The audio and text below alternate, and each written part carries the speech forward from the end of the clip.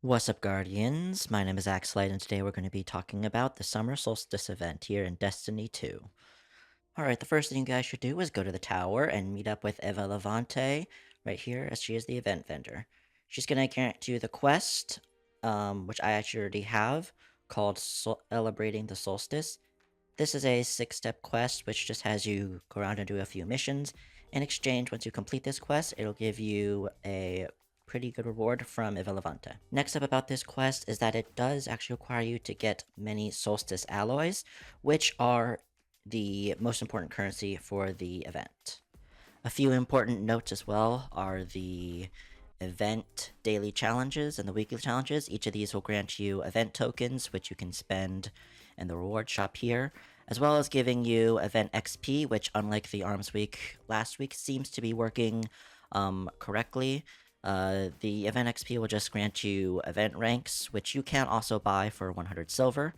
Every event rank will give you some different rewards. As you can see, some have enhancement prisms, strange coins. However, they also give you high tier gear. For example, right now this gives me tier 3 gear, and I am only power level 131 right now.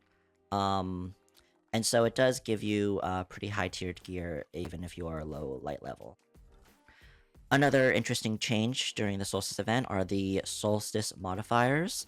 Right here, you can see that Solar Storms and Fire Sprite Fancy are automatically applied to all missions. However, you can switch them out for other Solstice modifiers, each one giving you a specific positive boon, which will help you during your mission. Another change that came to the Solstice for 2025 is the Bonfire Bash activity unfortunately being removed.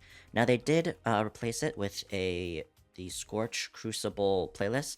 It's basically a mix of Scorch Cannon game mode as well as Rift. It is a pretty entertaining game mode, and it is a lot of fun, especially if you are a casual PvP player, or if you just enjoy using Scorch Cannons to blow up some fellow Guardians. As you can see by the gameplay, it is pretty chaotic, but it is a lot of fun, and you do not need to be a highlight level in order to complete it, so you can receive some pretty good rewards from the event by doing the activity a few times.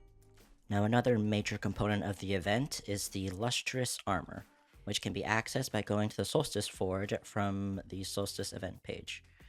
Now, if you look here, the Solstice Armor can be purchased by spending 100 Solstice Alloy, which you, of course, receive by completing missions and doing the quest from the Solstice. Now, the Solstice Armor can be tier 4 if you are Guardian rank, I think, 8 or higher. If you're tier rank 4 like I am, you're probably going to get tier 2, maybe tier 3 armor. The Lustrous Armor will almost always come with very high stats, as well as having 2 unique full set bonuses, being the 2-piece bonus, which receiving healing, which will give your solar weapons increased flinch resistance, handling, and reload speed.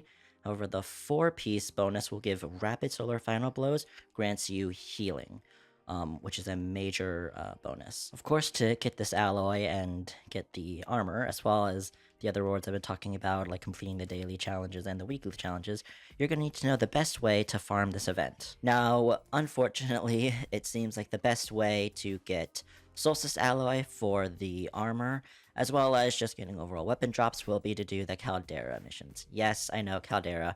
We've all been running Caldera, however, that is just because Caldera is the quickest mission and does grant you around 25 Solstice Alloy per run, which means that only after 4 runs you can get 1 piece of Solstice armor, which is about 40 minutes per piece of armor, but this armor is very high tiered and high light level, as well as having very good stats, so it is worth it.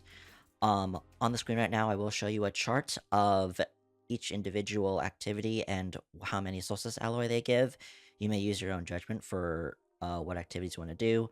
However, again, the quickest way to get the most armor and the most weapons during this event will be to run Caldera. And that is the complete run through of the Solstice event. Again, a couple quick notes. The Solstice event does seem to be the best way to quickly level up and get very high stat and tiered armor.